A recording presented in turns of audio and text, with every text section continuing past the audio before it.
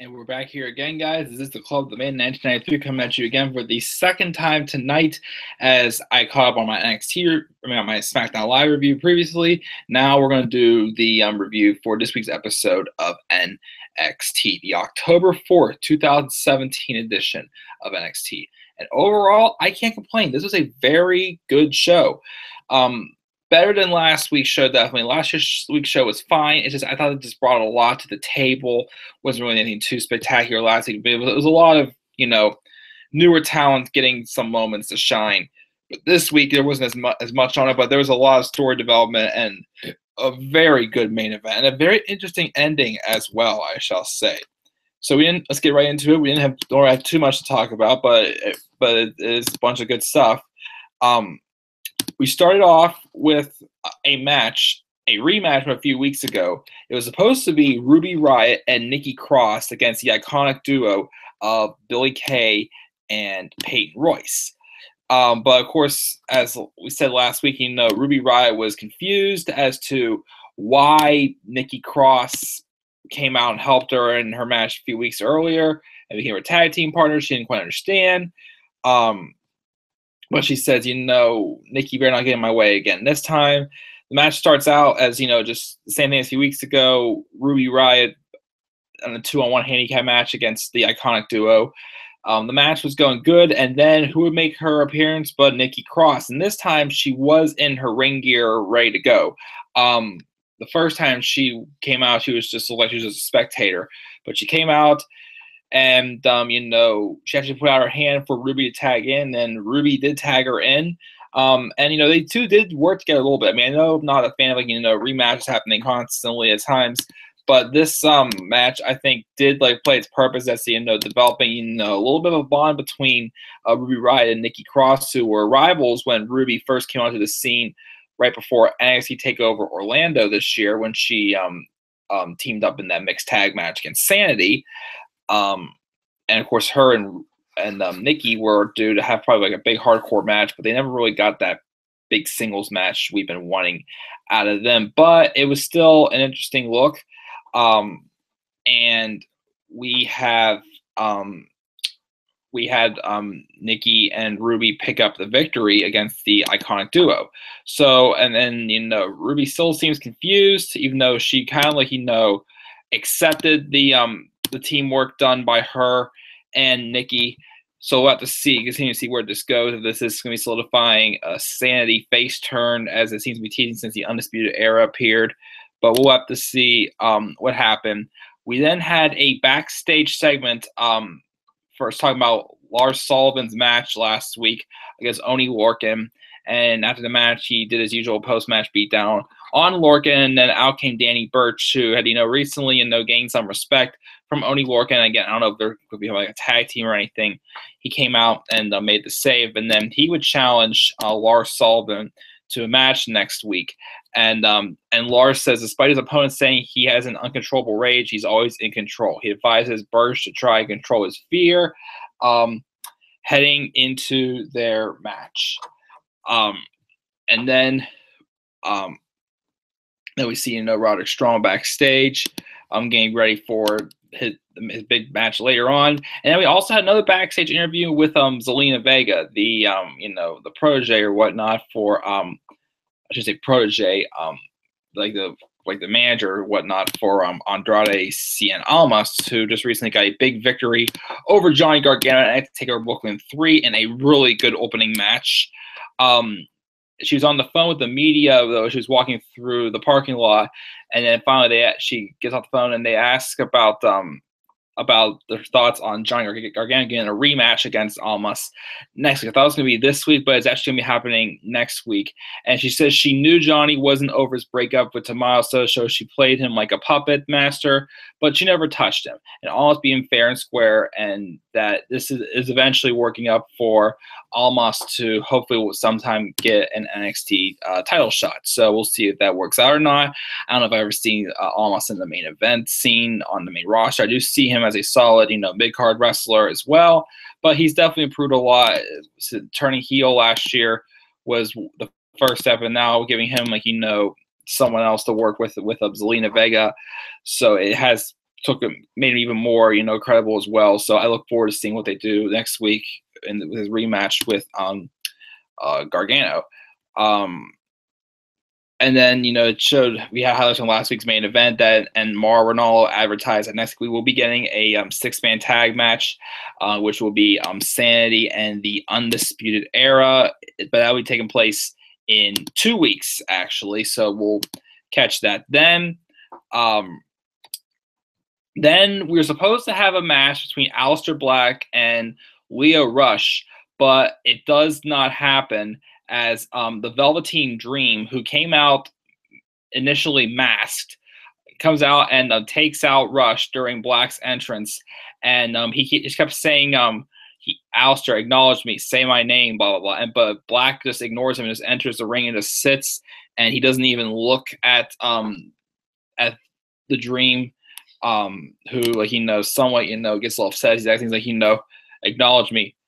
So I thought that this was going to be just their little promo they have used, so it's going to be setting up for just like a match on the show itself. But I think it is possible it's going to be setting up for a feud, which would be able to help, the Velveteen Dream, or as we knew before, as Patrick Clark, get, experience on a takeover show. I mean, this is going to help his character out. Cool. He had like a really sick looking, high flying elbow, kind of similar to who we're about to talk about shortly.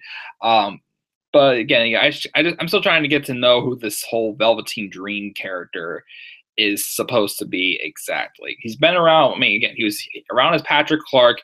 Then they repackaged him with this character. It seems like it's kind of interesting, but again, it's something that I still need to, wrap my brain around to see what they're going to do with this. So that's what's setting up. I like how, Aleister Black just sat there meditating, like silent, didn't even look at the Dream.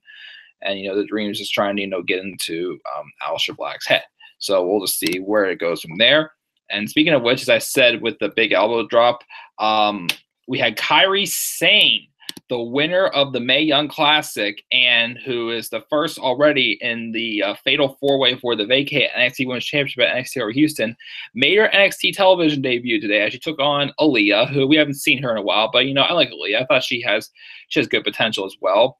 Kind of showed a little bit more of a mean streak in this match, Aaliyah did, which I thought was kind of interesting. Maybe they'll eventually turn her heel, maybe. I don't know, just give her some fresh to do. But, she's still young. She's only 22, I think, almost 23. I can't remember. She is pretty young, though. But she does have potential. She had a great showing here against Kairi Sane. But the story tonight was Sane getting in most of the offense. And then, of course, she got Aaliyah, like, right where she wanted after she hit a spear, and eventually won with the insane elbow drop that, everybody just loved watching her perform as the Pirate Princess, or Princess Pirate, whatever you want to call her. She didn't come out with her spinning little wheel, though. She came out with just her telescope tonight, which, that's okay. I mean, I just hope they don't take the full gimmick away from her, but it's NXT. They're going to do something great with her. And because the main roster, and then she'll probably get most of that stuff taken away, unfortunately. But it was a good match. I got a good showing between both Sane and Aaliyah, and Kairi gets the win, get her momentum going into wherever her other three opponents are going to be at NXT TakeOver Houston, which also was announced, actually. I'm not sure if you can call it NXT Houston, but it is supposed to be bringing back the War Games at NXT TakeOver Houston. So it might be called NXT TakeOver War Games. I got to confirm it. I got the news right before I did both these reviews, and I'll look into that a little bit more. And we'll talk about that more in the upcoming weeks as well, leading up to the November 18th NXT TakeOver next month, right before Survivor Series. So and then we had Mauro, though, and speaking of which, Mauro announced that the first of the women's title match qualifying matches will be next week, as it will be Nikki Cross taking on Liv Morgan and Peyton Royce. And of course, it was announced again about the Gargano Almas 2 match will also take place as well. Then we get into our main event. This match was awesome. This was a really good main event match. The NXT Championship, Drew McIntyre against Roderick Strong. Just a great story they told here. Roddy, he's been the guy we've been getting to know very well. Being built up as a strong baby face this year. taking on, Drew McIntyre, who has returned to WWE after being absent since 2013 or 14. He's been gone for a couple years. He was the chosen one, but then 3MB, and then that just did not go anywhere for him, unfortunately. Went off to his own thing. He's come back. He's, he hasn't had like the strongest run, I'd say, in NXT out of a lot of people we've seen, but he still had a good enough run to be a reasonable champion.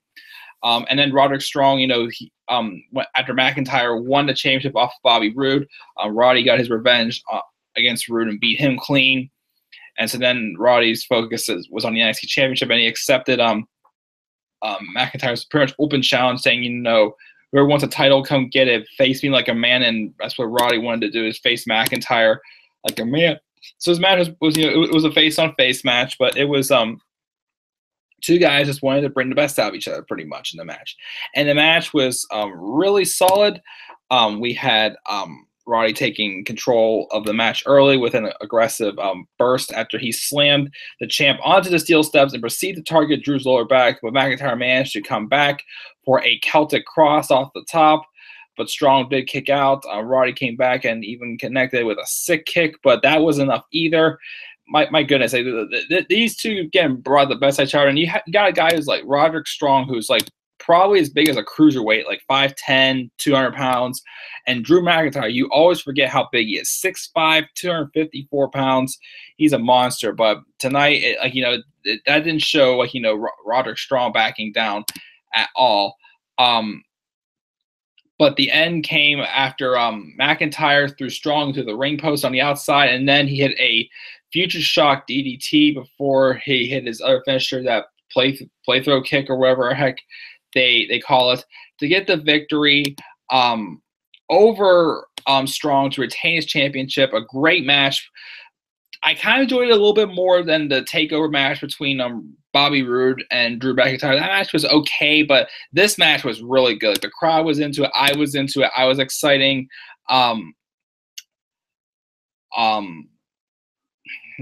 Gyro Galvez in the live chat says, "Hey, do you think Drew and Cole would be good? Because I see Cole like a cruiserweight." I mean, I do think eventually, I feel that I thought versus Adam Cole was going to be the one being built up to take the title off of Drew. I don't know if he's going to do that. I think it's going to be too soon in Houston next month. I think they were probably going to wait at least till maybe Philadelphia to take the title off of Drew. But I think Adam Cole's probably the one to do next. They try to get something a little more going than me. I like the Undisputed Era thing so far, but the match that they had, Cole had last week against Eric Young, I felt like it didn't quite do enough to table set more coming for Adam Cole. But I don't think you should put any of these guys put Cole in the cruiserweight division. I think he'll be fine outside of the cruiserweight division. You just gotta have him season out a little bit more in NXT, and I think he will be fine. But thank you for the comment in the live chat, Jaro. If I pronounced your name, if I did not, I apologize. But after the match, they do a handshake, and you can tell Drew McIntyre was saying to him, "This isn't over." But they had the respect for each other. They had you wanted to face a man to man, pretty much. Roderick Strong brought out the best in McIntyre, and then after the match, interesting fact, the Undisputed Era came out. And then they came out and they pretty much just tapped Roderick on the shoulder, pretty much just or signifying like, hey, come join us, or hey, there's something secretly going on with Roderick Strong, since as I've said a few times, he does have some history in ROH as well, and we all know Adam Cole, and then the Red Dragon of Kyle O'Reilly and Bobby Fish, they were all came up together, so it could maybe Roderick Strong turn heel, maybe sit down the line and join and team up with the Undisputed Era. Well, the way and see, very interesting ending. But that match, my goodness, it was awesome. One of my favorite matches of the year, definitely. In NXT, definitely, but for the entire year, yes, definitely. Possibly, I'd say in the top 10 for match of the year candidates. I'd say this main event. This was just awesome to watch. If you haven't seen it, I highly recommend going back and watching it. Overall, though, NXT was just really good tonight. I can't really complain too much. Good story development, big time matches, announcements. Didn't feel like it was as cluttered as last week's show, but it was a good, strong pace. I couldn't ask for anything more from the show. That's why I'm gonna give this week's episode of NXT an A-. An A- for this week's episode of NXT. What are your thoughts on this week's episode of NXT? Leave your thoughts down in the comment section as well. And please make sure to click that like and subscribe for more content to come to this channel. As I said in my SmackDown Live review, I'm going to be recording my top 10 topics show from the green screen after this, but I probably won't be able to be uploading that video until tomorrow, which that will hopefully be up then. The SmackDown edition leading into Hell in a Cell. And as I said also, I most likely don't expect a review from me from Hell in a Cell or to see me live on Twitter, which also you can follow me on Twitter at DemanAirboy93. Follow me on Twitter at DemanAirboy93. As I said, I've said in my previous videos recently, I am going to be out of town this weekend for a gig for work. If I get off work in time, maybe I will be able to catch the Hell in a Cell pay-per-view when I get off work. Then if I finish in time, maybe I'll just do a live review from my hotel room. If not, I will do it. I'll catch up on Hell in a Cell and do the review as soon as I get back Monday. I should be back sometime around dinner time Monday afternoon. I'll be returning home. So, but that's that, guys. Again, check out Top 10 Topics. If I do get time to do my WrestleMania review series, we'll see what happens. And thank you all for tuning in, and stay tuned for more coming to this channel. With that, guys, I'm out. Talk to you later. Peace.